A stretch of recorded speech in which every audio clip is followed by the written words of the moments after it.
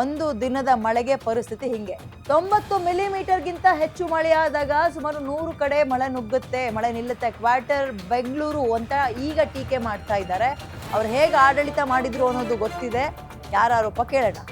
ಕೆರೆಗಳನ್ನೆಲ್ಲ ಯಾರು ಮುಚ್ಚಿದ್ರು ಅಂತ ನಾನು ಹೇಳಕ್ ಹೋಗಲ್ಲ.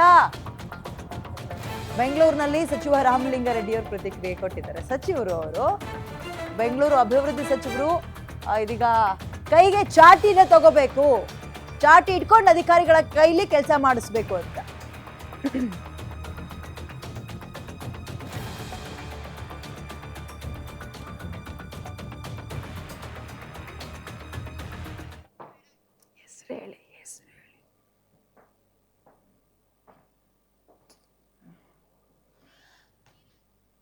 ಧೀರಜ್ ಮುನಿರಾಜು MLA ನಮ್ಮ ಜೊತೆ ದೂರವಾಣಿ ಸಂಪರ್ಕದಲ್ಲಿದ್ದಾರೆ. ಸರ್ ನಮಸ್ತೆ.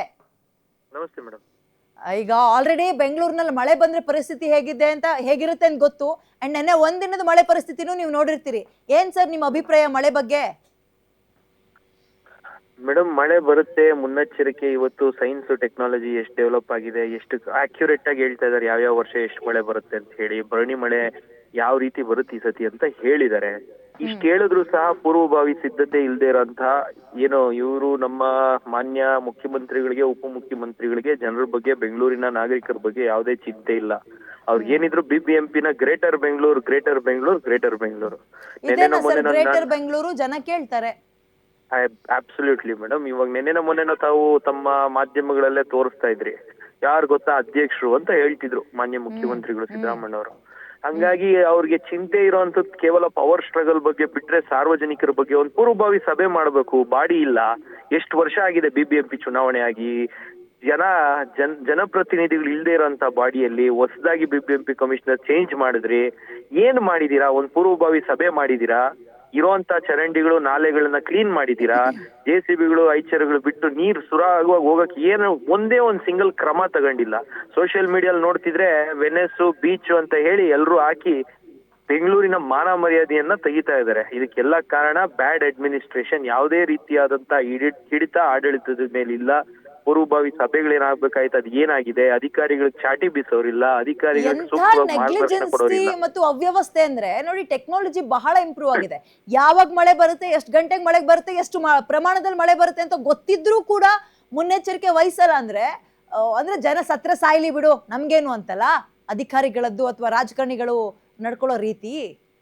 ಖಂಡಿತವಾಗ್ಲು ಮೇಡಮ್, ಯಾರು ಹಿಂಗಾದ್ರೂ ಹಾಳಾಗೋಗ್ಲಿ, ನಾನೊಬ್ಬ ಚೆನ್ನಾಗಿದ್ರೆ ಸಾಕು ಅನ್ನೋ ಮನಸ್ಥಿತಿಗೆ ಇವತ್ತು ಅಡ್ಮಿನಿಸ್ಟ್ರೇಷನ್ ಬಂದ್ ನಿಂತಿದೆ. ಇದು ಸರಿ ಹೋಗ್ಬೇಕು.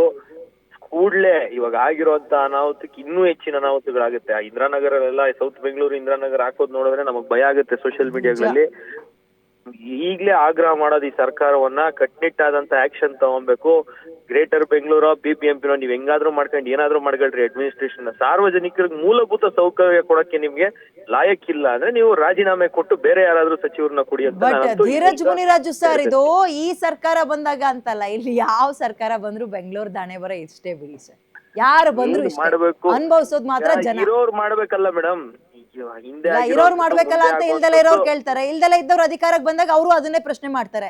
ಅವ್ರ ಮೇಲೆ ಇವ್ರ ಮೇಲೆ ಅವರು ಪ್ರಶ್ನೆ ಮಾಡ್ಕೊಂಡು ಸಫರ್ ಪಡೋದು ಯಾರಲ್ಲಿ? ಜನರು ಮಾತ್ರ. ನೋಡಿ, ರಾಜಕಾರಣಿಗಳು ಏನು ಮಾಡ್ಬೇಕಾಗಿಲ್ಲ. ಅಧಿಕಾರಿಗಳು ಫಸ್ಟ್ ಅವ್ರ ಕೈಲಿ ಕೆಲಸ ತಗ್ಸಿದ್ರೆ ಸಾಕು. ಆ ಪರಿಸ್ಥಿತಿಗೆ ಬಂದ್ ನಿಂತಿದೆ BBMP. ಆ ಕರ್ಮಕಾಂಡದ ಬಗ್ಗೆ ಮಾತಾಡಕ್ಕೆ ಅದೇ ರಾಜಕಾರಣಿಗಳಿಗೆ ಬಂದು ಮನೆಯೊಳಗಿರೋ ನೀರ್ ಎತ್ತಾಕಿ ಅಂತ ಕೇಳ್ತಾ ಇಲ್ಲ. ನಾವುಗಳು ಕೇಳ್ತಾ ಇರೋದು ಅಧಿಕಾರಿಗಳಿಗೆ ಚುರುಕು ಮುಟ್ಸಿ. ನೀವೇ ನಿದ್ರೆ ಮಾಡ್ತಾ ಇದ್ರೆ ಅಧಿಕಾರಿಗಳು ಅವ್ರಿಗೆ ಇನ್ನೊಂದ್ ರೀತಿ ತೊಟ್ಲ ಹಾಕೊಂಡು ತೂಗ್ದಂಗ ಆಗುತ್ತೆ. ಕೇಳೋರು ಯಾರಿಲ್ಲ. ಅವ್ರು ಆಡಿದ್ದೆ ಆಟ. ಅದನ್ನೇ ಈ ಸರ್ಕಾರವನ್ನ ಮತ್ತು ಸಚಿವರನ್ನ ನಾನು ಆಗ್ರಹ ಮಾಡ್ತೀನಿ. Thank you. ಒಂದೇ ದಿನದ ಮಳೆಗೆ ಈ ಪರಿಸ್ಥಿತಿ ಆದ್ರೆ ಬೆಂಗಳೂರ್ದು, ನಾಳೆ ನಾಡಿದ್ರಲ್ಲದೆಲ್ಲ ಕತೆ ಹೇಗೆ ಆಗಾದ್ರೆ ಅಂತ